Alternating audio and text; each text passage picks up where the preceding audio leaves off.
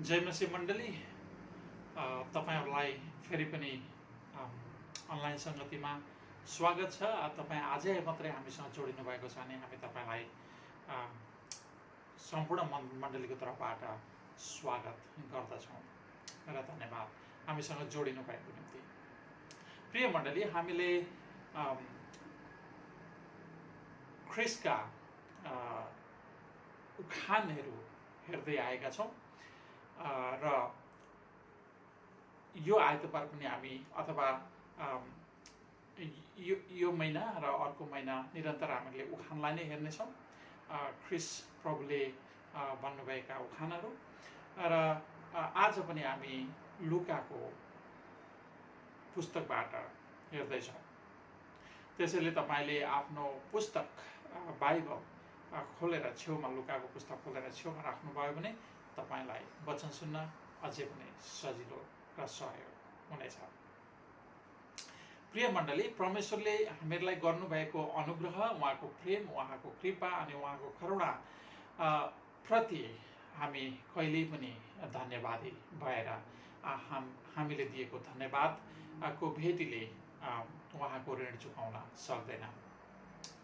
त्यसैले आउनुहोस्, हामीलाई अति नै प्रेम गर्नुहुने, अनुग्रह गर्नुहुने हाम्रो परमेश्वरलाई हाम्रो हृदयबाट उहाँको आराधना गरौँ, उहाँको स्तुति प्रशंसा गरौँ, उहाँका जीवित अनि पवित्र वचन सुन्नको निम्ति हाम्रो हृदयलाई तयार गरौँ, उहाँको नाम उचाल्नको निम्ति उहाँलाई हामी हाम्रो हृदयबाट नै तयार हौँ र तयारीको लागि पवित्र आत्मा परमेश्वरसँग सहयोग र अगुवाई मागौँ। आउनुहोस्, तपाईँ पनि मसँगै शिर झुकाएर सुरुको प्रार्थना गर्न सक्नुहुनेछ। परमप्रभु परमेश्वर, हामी तपाईँलाई धन्यवाद दिन्छौँ। फेरि पनि हामी तपाईँका मानिस, तपाईँका पवित्र जाति, तपाईँका सन्तान ख्रिस्टद्वारा तपाईँले गोद लिनुभएका हामी तपाईँका मानिस, फेरि पनि यो समय तपाईँको अनुग्रहद्वारा हामीलाई बटुल्नु भएको छ। तपाईँको आराधना गर्न, तपाईँको वचन सुन्नको निम्ति हाम्रो हृदयलाई हे पवित्र आत्मा परमेश्वर तयार गर्नुहुन हामी अनुरोध अनि बिन्ती गर्दछौँ। पवित्र आत्मा परमेश्वर, आत्मा र सत्यतामा पुज्नको निम्ति हामीलाई सहयोग गर्नुहोस्। तपाईँका वचन सुन्नको निम्ति हाम्रो हृदयलाई तयार गर्नुहोस्, हाम्रो मन मस्तिष्कलाई तयार गर्नुहोस्, ताकि हामी उहाँले गर्नुभएको, ख्रिस्टले गर्नुभएको अनुग्रहलाई सम्झेर उहाँलाई धन्यवादी भएर धन्यवाद दिन सकौँ। धन्यवाद छ। सबै विधि प्रार्थना हामी तपाईँको चरणमा, तपाईँको पुत्र येशू ख्रिस्टद्वारा ल्याउँदछौँ।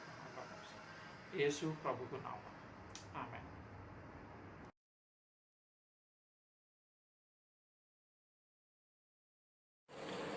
सम्पूर्ण दाजुभाइ तथा दिदीबहिनीहरूमा ख्रिस्टीय न्यानो अभिवादन। जय मसीह। आउनुहोस्, हामी प्रेरितहरूको विश्वासको सारलाई अध्ययन गर्नेछौँ। म विश्वास गर्दछु एक परमेश्वर सर्वशक्तिमान पिता, स्वर्ग र पृथ्वी सृष्टि गर्नुहुने माथि, अनि उहाँका एकले पुत्र हाम्रा प्रभु येशू ख्रिस्टमाथि, जो पवित्र आत्माको शक्तिद्वारा गर्भधारण हुनुभयो, कन्या मरियमदेखि जन्मनुभयो, जसले पन्तियस पिलातसको अधीनमा दुःख भोग्नुभयो, जो क्रुसमा टाँगिनुभयो, मर्नुभयो, गाडिनुभयो, अनि तेस्रो दिनमा मरेकाहरूबाट भ्युतनुभयो, स्वर्गमा चढिजानुभयो, अनि सर्वशक्तिमान परमेश्वर पिताको दाहिने हातपट्टि बस्नुभएको छ, जहाँदेखि उहाँ जिउँदा र मरेकाहरूको न्याय गर्नलाई फेरि आउनुहुनेछ। म विश्वास गर्दछु पवित्र आत्मामाथि, पवित्र मण्डलीमाथि, पवित्रहरूको सङ्गतिमाथि, पाप मोचनमाथि, शरीरको पुनरुत्थानमाथि र अजम्बरी जीवनमाथि। आमेन।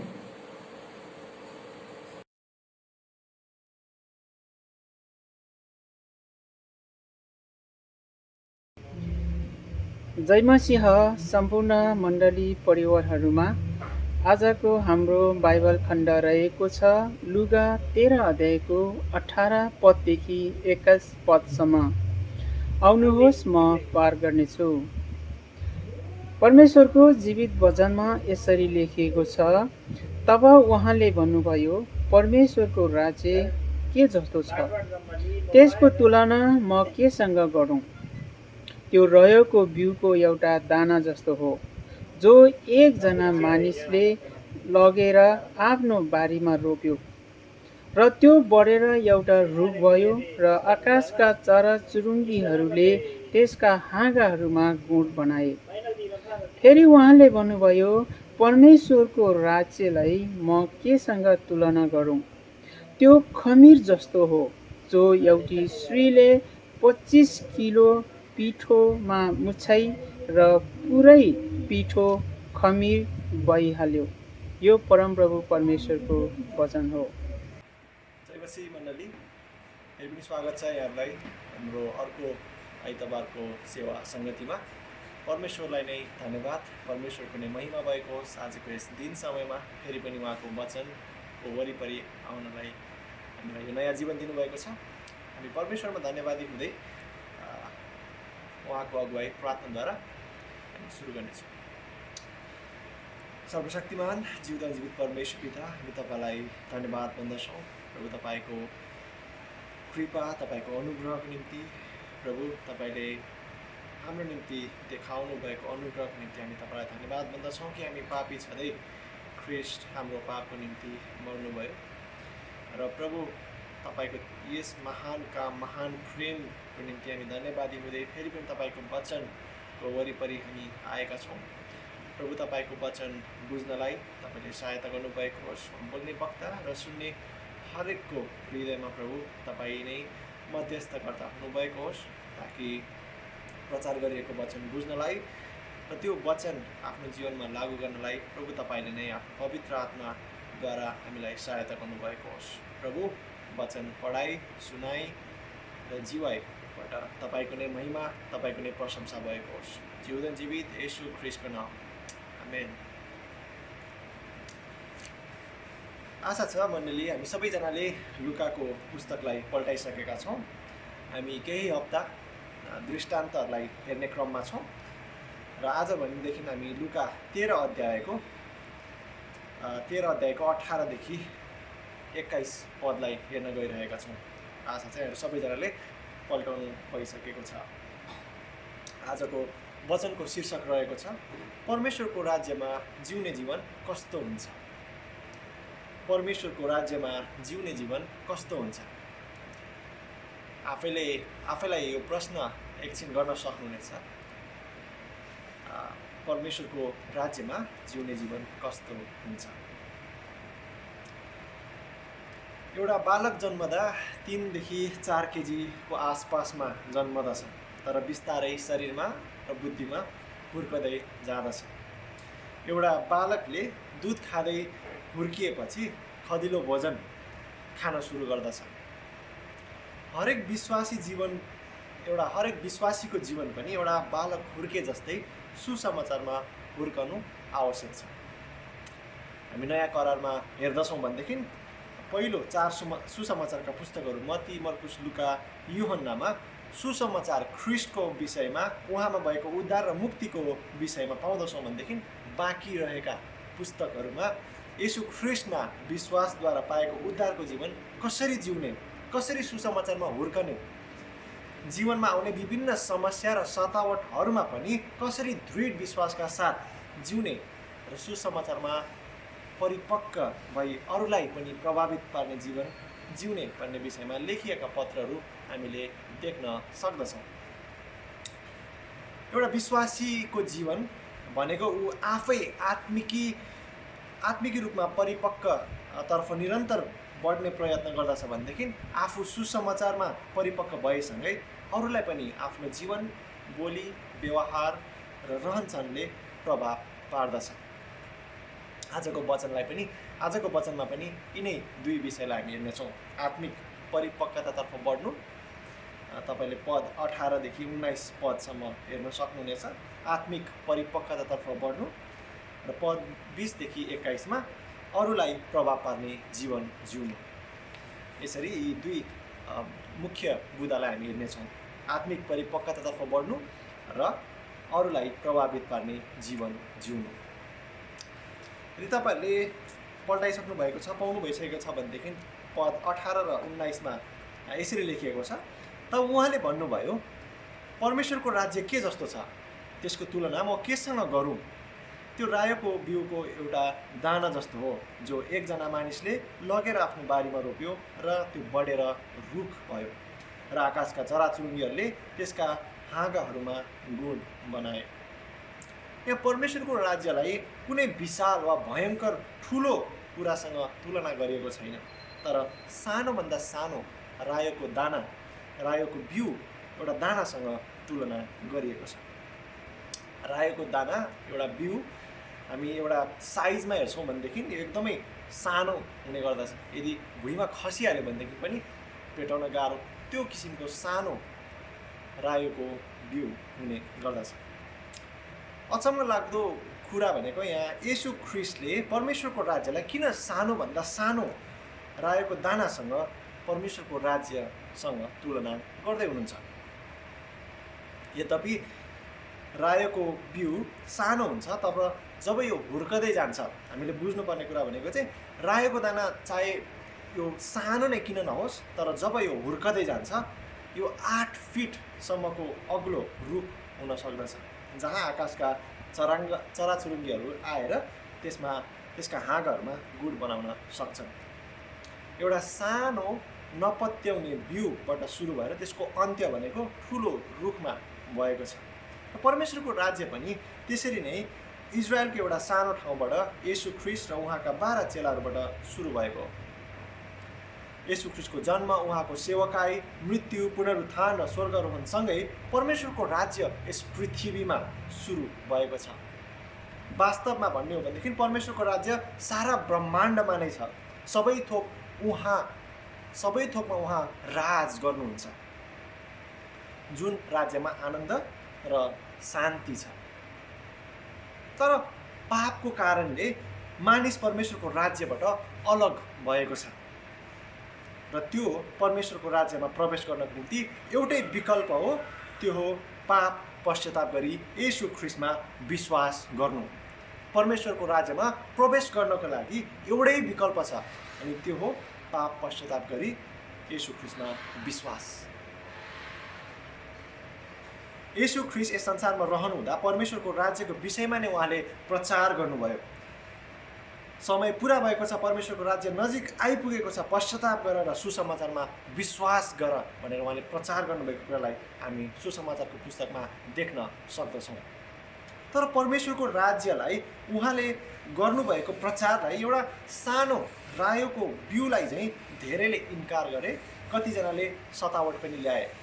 तर पनि जुन येशू ख्रिस्टले परमेश्वरको राज्यको विषयमा प्रचार गर्दै हुनुहुन्थ्यो, त्यसलाई कोहीले रोक्न सकेन। विशेष गरी प्रेरितहरूको पुस्तकमा हामी हेर्दछौँ भनेदेखि कसरी परमेश्वरको राज्यको सुसमाचार यरुसलेम, यहुदिया, सामरिया र पृथ्वीको अन्तिम छेउसम्म पनि बढ्दै गएको कुरालाई हामी देख्न सक्दछौँ। र आज परमेश्वरको राज्य वृद्धि हुँदै संसारभरि फैलिएको छ। जब येशू फेरि आउनुहुनेछ वा येशू ख्रिस्टको दोस्रो आगमन हुनेछ, परमेश्वरको राज्यको अन्त्य हामी ठुलो र विशाल देख्न सक्दछौँ। जुन राज्य एउटा सानो र रायोको दाना जस्तै सुरु भएको थियो, त्यसको अन्त्य चाहिँ विशाल हुनेछ। यदि तपाईँले प्रकाश 11:15 हेर्नुभयो भनेदेखि त्यहाँ यसरी लेखिएको छ, अनि 7औं स्वर्गदूतले आफ्नो तुरही फुके र त्यसपछि स्वर्गमा यसो भन्ने ठुला ठुला आवाज गुन्जिए, संसारको राज्य हाम्रा प्रभु र उहाँका ख्रिस्टको राज्य भएको छ, अनि उहाँले सदा सर्वदा राज्य गर्नुहुनेछ। जसरी यो सानो रायोको बिउको दाना अन्त्यमा रुख हुँदछ र त्यहाँ चराचुरुङ्गीले गुड बनाउँछ, त्यसरी नै परमेश्वरको राज्य अन्त्यमा हरेक कुल, भाषा, मानिस र जातिहरूका जातिका मानिस चाहिँ परमेश्वरको राज्यमा हुनेछन्। यसरी परमेश्वरको राज्यलाई एउटा सानो रायोको दानासँग तुलना गरिएको छ, जुन सानोबाट सुरु भए तापनि अन्त्यमा यो ठुलो हुँदछ। मण्डली परमेश्वरको राज्य हामीहरू बिचमा छ। तपाईँ र मेरो हृदयमा ख्रिस्टको सुसमाचारमा विश्वास गरेको कारणले गर्दाखेरि विश्वासीको जीवनमा येशू ख्रिस्ट राज गर्नुहुन्छ। येशू ख्रिस्ट हाम्रो राजा हुनुहुन्छ। येशू हाम्रो जीवनको राजा हुनु आवश्यक पनि छ। तर विडम्बनाको कुरा, मानिसहरू आफ्नो जीवनको राजा आफै हुन चाहन्छन्। आफ्नै हृदयमा ससाना राज्यहरू बनाउँछन्। सबैले मेरो सेवा गर्नुपर्छ भन्ने स्वार्थ र घमण्डले मानिसहरूको हृदय भरिएको छ। यो कोही मान्छेमा मात्र यस्तो हुन्छ भन्ने होइन, सबैको हृदयमा यस्तै छ। पापले राज गरेको हृदय। तपाईँलाई थाहा छ, एउटा बिउ जमिनमा गाडेपछि मर्छ र फेरि उम्रिएर बढ्दै हुर्कदै जान्छ। येशू ख्रिस्ट पनि त्यो बिउ जस्तै मानिसको पापको निम्ति मर्नुभयो र फेरि जीवित भइ उठ्नुभयो। यसकारण उहाँमा विश्वास गर्ने हरेक ख्रिस्टसँगै पापको लेखी मरेका छन् र ख्रिस्टसँगै धार्मिकताको लेखी जीवित भई उठेका छन् र परमेश्वरको राज्यमा अन्धकारको राज्यदेखि सारिएको छ। एउटा बिउ बोट हुनको निम्ति त्यो मर्नै पर्छ। एउटा बिउ नमरिकन त्यो बोट हुन सक्दैन। क्रिस्चियन जीवन पनि हामी जबसम्म ख्रिस्टसँगै हाम्रो पापको लेखी मर्दैनौँ तबसम्म हामी आत्मिक परिपक्वतातर्फ बढ्न सक्दैनौँ। एउटा रायोको दाना नै भयो, जमिनमा गाडिएन, मरेन भने त्यो कहिले पनि बोट र रुख हुन सक्दैन। यसकारण ख्रिस्टसँग मर्नु भनेको आफ्नो पाप पश्चाताप गरी ख्रिस्टमा विश्वास गर्नु हो। आफ्नो पापमय स्वभावबाट तर्किएर ख्रिस्टतर्फ फर्कनु हो, जसले हामीलाई परिपक्व विश्वासी जीवन जिउनलाई यसले हामीलाई निर्माण गर्दछ। पाप पश्चाताप परमेश्वरको राज्यमा जिउने व्यक्तिमा हुनुपर्ने अत्यावश्यक विषय हो। लुका 13 अध्यायको 1देखि 9सम्म हेर्ने हो भनेदेखि पाप पश्चाताप नगर्ने व्यक्तिलाई एउटा फल नफलाउने जीवनसँग तुलना गरिएको छ। यसकारण परमेश्वरको राज्यमा जीवन जिउनु भनेको आफ्नो पाप पश्चाताप गरी आत्मिक परिपक्वतातर्फ बढ्ने जीवन हो। पाप पश्चाताप भनेको मैले गल्ती गरेँ भनेर महसुस गर्ने मात्र होइन, एउटा बिउ मरे चाहिँ त्यस पापमय स्वभावको लेखी मर्नु हो। मण्डली, हामी परमेश्वरको राज्यको रायोको बिउहरू जस्तै हौँ। परमेश्वरको राज्यमा जिउँछौँ र हामी एउटा रायोको बिउ चाहिँ आत्मिक परिपक्वतातर्फ बढ्ने क्रममा छौँ। कतिले बाँडिएको ट्र्याक्स, कतिले प्रचार गरेको सुसमाचार, कतिले आफ्नो साथीभाइ परिवारद्वारा सुसमाचार सुन्नुभएको कारणले येशू ख्रिस्टमा विश्वास गर्नुभएको होला। हाम्रो पाप पश्चाताप गरी ख्रिस्टमा विश्वास गरेसँगै एउटा बिउ मरेर बोट भए चाहिँ हामी पनि हुर्कदै परिपक्वतातर्फ बढ्ने क्रममा छौँ। तपाईँलाई परिपक्व विश्वासी हुन रोक्ने के छन्? अवरोधहरू सबैलाई ख्रिस्टको मृत्युसँगै सबैलाई गाडिदिनुहोस्। धेरै समय हामी निराश हुने गर्दछौँ। मेरो जीवनमा किन सुधार छैन? किन जीवनमा ठुलो परिवर्तन देखिँदैन? किन अझै म मेरा पापमय स्वभावहरूसँग सङ्घर्ष गर्दैछु? आफ्नो जीवनलाई हेर्दा एउटा रायोको दाना जस्तै देख्नुहुन्छ होला। सबैभन्दा तुच्छ, आफ्नो जीवनको कुनै मूल्य नभएको, अरूले आफूलाई होच्याएको, क्रिस्चियन भनेर गिल्ला सहनु भएको होला।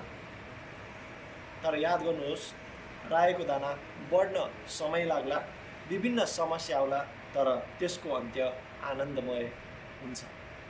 हरेस नखानुहोस्। जुन विश्वास ख्रिस्टमा राख्नु भएको छ त्यसमा लागिरहनुहोस्। जीवनमा परिवर्तन रातारात आउँदैन। न त मानिस एक हप्तामा नै एक महिनामा नै परिपक्व हुँदछ। यो त जीवनभरको प्रक्रिया हो। परमेश्वरले हरेक दिन उहाँमा विश्वास गर्ने हरेकलाई हुर्कनलाई मद्दत गर्नुहुँदछ। उहाँ एक असल माली चाहिँ हाम्रो गोठमेल गर्नुहुन्छ, हाम्रो जीवनलाई आवश्यक मद्दत उहाँले गर्नुहुँदछ। र उहाँको वचन बुझ्न, प्रार्थनाको जीवन जिउन, परमेश्वरको वचन आधारित जीवन जिउन हरेक दिन पवित्र आत्माद्वारा हामीलाई परिपक्वतातर्फ उहाँले डोहोऱ्याउनु हुँदछ। यसकारण हामीलाई परिपक्व विश्वासी बनाउने परमेश्वरको वचन, सङ्गति, प्रार्थना, परमेश्वरसँगको सम्बन्ध, आज्ञाकारिता प्रति हामी सचेत छौँ वा छैनौँ। हाम्रो जीवनमा यी कुराहरूलाई हामीले कतिको महत्त्व दिएका छौँ। यदि सङ्गति, प्रार्थना, आज्ञाकारिताको जीवनले हामीलाई परिपक्वतातर्फ डोहोऱ्याउँछ भनेदेखि ती कुराहरूलाई हामीले हाम्रो जीवनमा कतिको महत्त्वपूर्ण दिएका छौँ। हामीले इच्छा गरेर मात्र हामी परिपक्व हुन सक्दैनौँ, त्यसको निम्ति आज्ञाकारिता पनि चाहिन्छ। वचन सुन्ने तर पालना नगर्ने होइन, तर वचन सुने अनुसार पालना गर्नाले नै हामीलाई आज्ञाकारिताको जीवन र परिपक्वतातर्फ डोहोऱ्याउँदछ। यस पुलपिटबाट प्रचार गरिएको हरेक वचन मैले पनि पालना गर्नुपर्छ। यदि मैले यो गर्नुपर्छ, त्यो गर्नुपर्छ भनेर भन्दछु तर मेरो जीवनमा मैले यी कुरालाई लागू गर्दिनँ भनेदेखि म एउटा ढुङ्गी, पाखण्डी, कपटी ठहरिनेछु। यसकारण परमेश्वरको वचन जे हामीले सुन्छौँ त्यो जीवनमा लागू गर्नाले नै हामीलाई परिपक्वतर्फ डोहोऱ्याउँदछ। जसरी लुका 13 अध्यायको 10देखि 17 पदमा हेर्दछौँ भनेदेखि एउटा 18 वर्षदेखि दुर्बल पार्ने दुष्ट आत्मा लागेकी कुप्री परेकी स्त्रीलाई येशू ख्रीष्टले सिधा पार्नुभयो। एक अशक्त, कमजोर, समाजबाट बहिष्कृत स्त्रीको जीवनबाट परमेश्वरको महिमा भयो। उनको कष्ट र वेदना आनन्दमा परिणत भयो। त्यसरी नै ख्रीष्टमा भएका हरेकको जीवनको अन्त्य आनन्द र परमेश्वरको प्रशंसाले भरिएको छ। यसकारण परमेश्वरको राज्यमा जिउने जीवन भनेको रायोको दाना चाहिँ आत्मिकी परिपक्वतातर्फ बढ्ने जीवन हो। यो एउटा रायोको बिउ चाहिँ सुरु हुँदछ र बढ्दै, हुर्कदै र परिपक्व हुँदै जाँदछ। बुँदा नम्बर 2 हामी 20 र 21 पदहरूलाई हेर्नेछौँ। बुँदा नम्बर 2 मा चाहिँ तपाईँहरूले अरूलाई प्रभाव पार्ने जीवन भन्ने मैले शीर्षक दिएको छु। यसरी लेखिएको छ 20 पदमा, फेरि उहाँले भन्नुभयो, परमेश्वरको राज्यलाई म केसँग तुलना गरौँ? त्यो खमिर जस्तो हो जो एउटी स्त्रीले 25 किलो पिठोमा मिसाए र पुरै पिठो खमिरी भइहाल्यो। खमिर भन्ने शब्दलाई एउटा बेकिङ पाउडरको रूपमा हामीले बुझ्न सक्छौँ अहिलेको अवस्थामा, जसले चाहिँ पिठोमा मिसाइसकेपछि एउटा पाउरोटीलाई फुलाउने काम गर्दछ यो खमिरले। र खमिरको प्रभावलाई हेर्ने हो भनेदेखि यसको थोरै मात्राले पनि ठुलो पिठोको ढिक्कालाई फुलाउन सक्छ। र बाइबलमा पुरानो र नयाँ करारमा धेरै ठाउँमा खमिरको प्रयोग गरिएको छ। नयाँ करारमा पनि प्रायः जस्तो खमिरलाई हेर्दछौँ भनेदेखि नकारात्मक उदाहरणको रूपमा चाहिँ प्रयोग गरेको हामी पाउँछौँ। लुका 12:1 हेर्नुभयो भनेदेखि, तिमीहरू फरिसीको खमिरदेखि होसियार बस, त्यो खमिर तिनीहरूको कपट आचरण हो। फरिसीको सङ्ख्या अरू मानिसहरूको भन्दा थोरै कम भए तापनि प्रभाव भने मानिसहरूमा ठुलो थियो उनीहरूको। यसै कारण नयाँ करारमा धेरै ठाउँहरूमा यी फरिसीहरूदेखि होसियार रहन, यी फरिसीहरूको ढोङ्गीपनदेखि होसियार रहन धेरै ठाउँमा येशू ख्रीष्टले खमिरको उदाहरण एउटा प्रयोग गर्नुभएको छ। तर यस दृष्टान्तमा हामी हेर्दछौँ भनेदेखि खमिरलाई सकारात्मक तरिकाले प्रयोग गरिएको छ। परमेश्वरको राज्य एउटा खमिर जस्तो हो भनेर भनिएको छ। येशू ख्रीष्टको सेवकाईमा उहाँका 12 चेलाहरू जो माछा मार्ने मछुवा र कर उठाउने लेवी जस्ता जम्मा 12 जना चेलाहरू थिए। यी चेलाहरूले त्यस बेला सोचेको पनि थिएनन् होला कि परमेश्वरको राज्य कति ठुलो हुनेछ भनेर, यसले कति धेरै मानिसहरूको जीवनलाई प्रभाव पार्नेछ। जब येशू ख्रीष्ट क्रुसमा टाँगिनु भएको थियो चेलाहरू डराएका थिए, आत्तिएका थिए। तर पेन्तिकोसको दिनमा जब पवित्र आत्मा आउनुभयो तब परमेश्वरको राज्यको सुसमाचार यिनै थोरै सङ्ख्याबाट फैलिएर खमिर चाहिँ धेरै मानिसको जीवनलाई प्रभाव पार्यो, जसको परिणाम आज हामी देख्न सक्दछौँ। आज करोडौँको सङ्ख्यामा सुसमाचार सुनेर ख्रीष्टलाई पछ्याउने व्यक्तिहरू छन्। तपाईँ र म हामी हाम्रो जीवन आचरण बोलीद्वारा अरूलाई सकारात्मक प्रभाव पार्ने खमीरहरू हौँ। तपाईँले आफ्नो ठाउँमा भएका मानिसहरूको जीवनमा प्रभाव पार्न सक्ने कुरालाई कम नठान्नुहोस्। यसकारणले तपाईँले आफ्नो ठाउँमा भएका मानिसहरूको जीवनलाई कसरी प्रभाव पार्न सक्नुहुन्छ भन्ने कुरालाई कम नठान्नुहोस्, किनभने परमेश्वरको राज्य खमीर जस्तो हो। कसैले पनि सोचेको थिएन होला कि माछा मार्ने मछुवा पत्रुसको जीवनबाट हजारौँ सङ्ख्याको मानिसहरूको जीवनलाई, एउटा मछुवा जस्तो एउटा पत्रुसको जीवनबाट हजारौँ सङ्ख्याका मानिसहरूको जीवनलाई प्रभाव पार्न सक्छ भनेर। हामी हाम्रो काम गर्ने ठाउँमा, होस्टेलमा, स्कुलमा, कलेजमा र आफ्नो ठाउँमा छौँ र सायद सङ्ख्यामा क्रिस्चियनहरू कम छौँ होला र हाम्रा ख्रिस्टलाई नचिनेका मानिसहरू ठुला सङ्ख्यामा हुनुहुन्छ होला र यी मानिसहरूको समूहमा हामी एक खमीर हौँ। जसरी थोरै खमीरले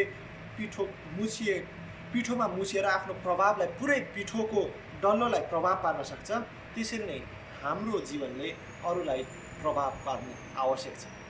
हाम्रो जीवनले अरूलाई प्रभाव पार्नु आवश्यक छ। कस्तो प्रकारको प्रभाव? हाम्रो जीवनलाई देखेर हाम्रो साथीभाइ, इष्टमित्र, आफन्तहरूको येशू ख्रीष्टप्रतिको दृष्टिकोणमा परिवर्तन हुनु आवश्यक छ। हाम्रो जीवनलाई देखेर साथीभाइ, इष्टमित्र, आफन्तहरूले येशू ख्रीष्टप्रतिको दृष्टान्तमा एउटा दृष्टिकोणमा परिवर्तन हुनु आवश्यक छ। एउटा उदाहरण यहाँको बिचमा राख्न चाहन्छु कि एउटा सानो बस्ती थियो। यो सत्य घटना हो, जहाँ एउटा सानो बस्तीमा एउटा परिवार रहनुहुन्थ्यो।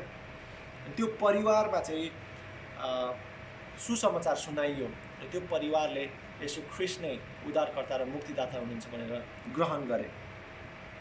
बिस्तारै त्यहाँ त्यो परिवार भएको समाजले त्यस परिवारलाई गिल्ला गर्न थाल्यो। आफन्तले चाडपर्वमा नै बोलाउन छोड्यो, घरमा पाहुना लाग्न छोड्यो। छिमेकीले पनि घृणा गर्न थाल्यो त्यस परिवारलाई। तर समय बिते अनुसार त्यस परिवारलाई घृणा र गिल्ला गर्नेहरूको निम्ति त्यस परिवारले प्रार्थना गर्न थाल्यो। चाडपर्वमा नबोलाउने आफन्तहरू जब बिरामी पर्दा हस्पिटलमा कुरुवा बस्ने र खाना पुर्याउने कामहरू गरे र छिमेकी बिरामी हुँदा प्रार्थना गरिदिन थाले। यसरी त्यो परिवारले एउटा समाजमा, एउटा छिमेकीमा ठुलो प्रभाव, उनीहरूले गरेको व्यवहार, उनीहरूले गरेको आफ्नो जीवनशैलीद्वारा एउटा समाजमा नै प्रभाव पार्यो। र जुन परिवारको जीवनशैलीलाई देखेर त्यहाँका व्यक्तिहरूको, त्यहाँका छिमेकीहरूको परमेश्वरप्रति हेर्ने, येशू ख्रीष्टलाई हेर्ने दृष्टिकोणमा परिवर्तन आयो। तपाईँले जिउने जीवनले मानिसलाई प्रभाव पार्दछ। ख्रीष्टलाई नपाएका व्यक्तिहरूको बिचमा जिउनु अवश्य पनि चुनौतीपूर्ण छ, तर चुनौतीसँगै अवसर पनि छन्। हामी संसारका मानिसहरूको ढाँचामा चल्दैनौँ, तर ती मानिसहरूकै माझमा हामी जीवन जिउँछौँ। यसकारण क्रिस्चियन जीवन भनेको साधु र जोगी जस्तो घर र समाजबाट अलग्गिएर जिउने जीवन होइन।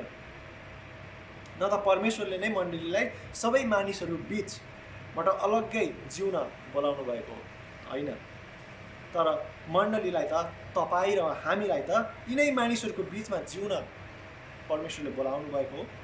मत्ती 28:18-20 हेर्दछौँ भनेदेखि, स्वर्ग र पृथ्वीमा समस्त अधिकार मलाई दिएको छ, यसकारण जाओ र सबै देशका जातिहरूलाई चेला बनाओ, पिता र पुत्र र पवित्र आत्माको नाउँमा तिनीहरूलाई बप्तिस्मा देऊ। मैले तिमीहरूलाई आज्ञा गरेका सबै कुरा पालन गर्न तिनीहरूलाई सिकाओ। हेर, म युगको अन्त्यसम्म सधैँ तिमीहरूका साथमा छु। हामीले येशू ख्रीष्टमा विश्वास गरे तापनि हामी अझै यस संसारमै छौँ र मानिसहरूको बिचमा हामी छौँ। यसको उद्देश्य भनेको हाम्रो जीवनद्वारा अरूले पनि ख्रीष्टलाई चिन्न सकेको होस्। धेरै पिठोले खमीरलाई पिठो बनाउन सक्दैन।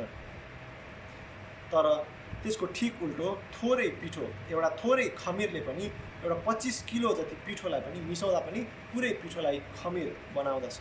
यहाँ खमिरको प्रभावकारितालाई देख्न सकिन्छ। हामी यी मानिसहरूको बिचमा नै जिउँछौँ र उनीहरूको जीवनशैलीले हामीलाई प्रभाव पार्ने होइन, तर हाम्रो जीवनले यी मानिसहरूको जीवनलाई प्रभाव पार्नु आवश्यक छ। यसकारण त येशू ख्रीष्टले मण्डलीहरूलाई भन्नुहुन्छ कि तिमीहरू संसारका नुन र ज्योति हौ। अरूलाई प्रभाव पार्ने जीवन जिउन हामी आफै पहिले परिपक्व हुनु आवश्यक छ। अरूलाई प्रभाव पार्ने जीवन जिउनको लागि हामी आफै पहिला परिपक्व हुनु आवश्यक छ। आजको वचनबाट हामीले यही कुरा हेर्न सक्दछौँ कि परमेश्वरको राज्यमा जिउने व्यक्ति भनेको, परमेश्वरको राज्यमा जिउने व्यक्ति चाहिँ एउटा रायोको दाना जस्तै आत्मिक रूपमा परिपक्वतातर्फ बढ्दछ र खमिर चाहिँ अरूलाई ख्रीष्टमा प्रभाव पार्ने जीवन जिउँदछ। अन्तिममा यो प्रश्न हामीलाई, के हामी परमेश्वरको राज्यमा जिउने व्यक्तिहरू के परिपक्वतातर्फ बढिरहेका छौँ? के हाम्रो जीवनले हाम्रा वरिपरि भएका व्यक्तिहरूलाई प्रभाव पारिरहेको छ? के तपाईँ र मेरो जीवनले येशू ख्रीष्टको सन्देशलाई प्रचार गरिरहेको छ? के मानिसहरूले ख्रीष्टलाई हाम्रो जीवनमा देख्दछन्? यो एउटा हामी सबैजनाको निम्ति चुनौती। आउनुहोस् प्रार्थना। सर्वशक्तिमान जिउँदो जीवित परमेश्वर पिता, हामी तपाईँलाई धन्यवाद भन्दछौँ। प्रभु, तपाईँले आफ्नो पुत्र येशू ख्रीष्टद्वारा हामीलाई अन्धकारको राज्यदेखि तपाईँको पुत्र येशू ख्रीष्टको राज्यमा सार्नुभयो। र प्रभु, निरन्तर रूपमा तपाईँको राज्यमा हामीलाई परिपक्वतातर्फ हुर्काउँदै हुनुहुन्छ। र प्रभु, हामी यही प्रार्थना गर्दछौँ कि हाम्रो जीवन एउटा परिपक्वता, एउटा सुसमाचारमा हुर्कने जीवन बनाउनको निम्ति तपाईँले हामीलाई सहायता गर्नुभएको होस्।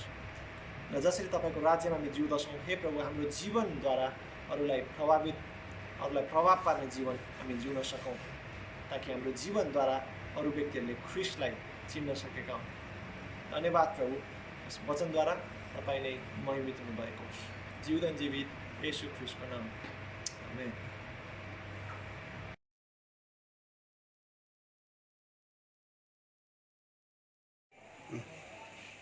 सम्पूर्णलाई ख्रीष्ट येशूको न्यानो नाममा जय मसीह। सदा झैँ आज पनि हामी पश्चातापको प्रार्थनाद्वारा सुरु गर्नेछौँ। सर्वशक्तिमान प्रभु, हाम्रा स्वर्गीय पिता, हामीले तपाईँ र हाम्रा मानिसहरूको विरुद्धमा पाप गरेका छौँ। हाम्रो विचार, बोली र कामद्वारा, असम्बन्धनद्वारा, कमजोरीद्वारा, हामी आफ्नै जानी नजानी गरेका भुलद्वारा हामी साँच्चै नै दुखी छौँ र हाम्रा सबै पापहरूको पश्चाताप गर्दछौँ। तपाईँको पुत्र येशू ख्रीष्टको खातिर जो हाम्रो निम्ति मर्नुभयो, विगतका सबै कुराहरूको लागि क्षमा दिनुहोस् र तपाईँलाई हाम्रो जीवनको नवीनतामा सेवा गर्न स्वीकार्नुहोस्। तपाईँको नामको महिमाको निम्ति, आमेन।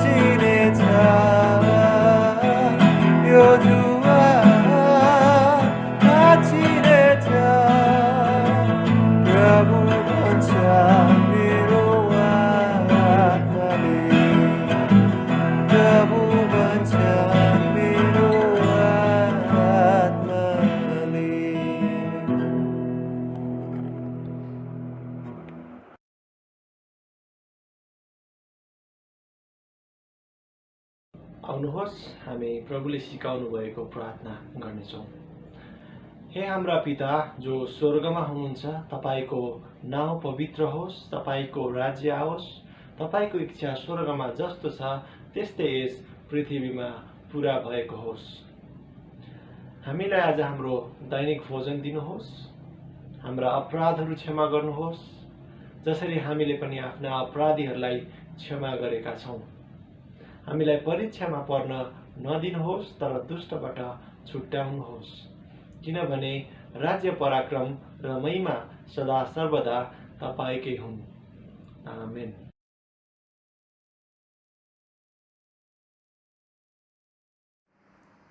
जय मसीह मण्डली, फेरि पनि म सूचना लिएर तपाईँहरूको माझमा उपस्थित भएको छु। हामीहरूको क्रिसमस आजभन्दा भोलि नजिकै छ। त्यसै कारणले गर्दाखेरि क्रिसमस तयारीको निम्ति प्रार्थना गर्नुहुन तपाईँहरूमा म विनम्र अनुरोध गर्दछु। क्रिसमस जुन हामीहरूले मनाउँछौँ मण्डलीमा र अनलाइनमा पनि मनाउनेछौँ, प्रार्थना, तपाईँहरूको प्रार्थना अति नै जरुरी छ। सो तयारीको लागि, क्रिसमस उत्सव तयारीको लागि प्रार्थना गर्नुहुन विनम्र अनुरोध गर्दछौँ। फेरि अर्को कुरा, हामीहरूको क्रिसमस उत्सव 25 तारिक, डिसेम्बर 25 तारिक, सदाको चाहिँ डिसेम्बर 25 तारिक हुनेछ। अनि तपाईँको हामीहरूले के गर्नुपर्ने छ भन्नुहुन्छ भनेदेखि 25 तारिकको लागि अगावै हामीहरूले चाहिँ आफ्नो स्थान सुरक्षित गर्नुपर्ने हुनेछ। किनभनेदेखि पेन्डेमिक भन्दा अगाडिको जस्तो क्रिसमस मनाउन सकिँदैन यसपालि, किनकि सरकारी नियमहरूको पालना गर्नुपर्ने हुन्छ, एसओपी पालना गर्नुपर्ने हुन्छ।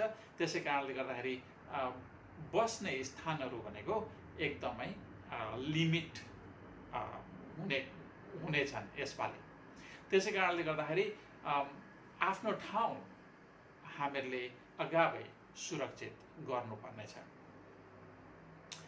त्यसैले धेरै जानकारीको लागि, अझै जानकारीको लागि चाहिँ हामीहरू सबै डिटेल चाहिँ हामी मण्डलीमा आइतबार सूचनामा प्रकाशित गर्नेछौँ। हाम्रो 25 तारिकको सङ्गति पश्चात मण्डलीमा हामीहरूले उत्सव गर्नेछौँ, सङ्गति गर्नेछौँ। अनि सङ्गति पश्चात हामीहरूको पिकनिक पनि रहनेछ। हामी एउटा पार्कमा जानेछौँ जहाँ चाहिँ हामीहरूले पिकनिक गर्नेछौँ त्यहाँनिर। त्यसैले तपाईँले आफ्नो सिट मात्रै सुरक्षा राखेर नभएर तपाईँले आफू आउने कुरा पनि कन्फर्म गर्नुपर्ने हुनेछ। र यो सबै जानकारी, पूर्ण जानकारीको लागि आइतबार हामी मण्डलीमा सबै सूचनाहरू प्रस्तुत गर्नेछौँ। अर्को कुरा प्रिय मण्डली, जुन हाम्रो सङ्गति जुम सङ्गतिहरू, अनलाइन जुम सङ्गतिहरू छन्, ती सङ्गतिहरू यथावतै छन्। जस्तो सोमबारको प्रार्थना सङ्गति हामीहरूको यथावत नै छ, बिहिबारको बाइबल अध्ययन यथावत नै छ, बुधबारको दिदीबहिनी बाइबल अध्ययन यथावत नै छ, र शनिबारको दाजुभाइ सङ्गति पनि यथावत नै छ। केवल आइतबार बिहानको सङ्गति हामीहरूको स्थगित गरिएको छ, किनकि हामी अहिले आराधना भवनमा भेला भएर, मण्डली भेला भएर हामी आराधना गर्न सुरु गरेका छौँ। र क्रिसमसको धेरै जानकारी पाउनको लागि तपाईँले मण्डली आउनुहोला, जहाँ तपाईँले स्पष्ट रूपमा जानकारी पाउनुहुनेछ। सबैलाई धन्यवाद। तपाईँहरूको दिन आशिषमय रहोस्।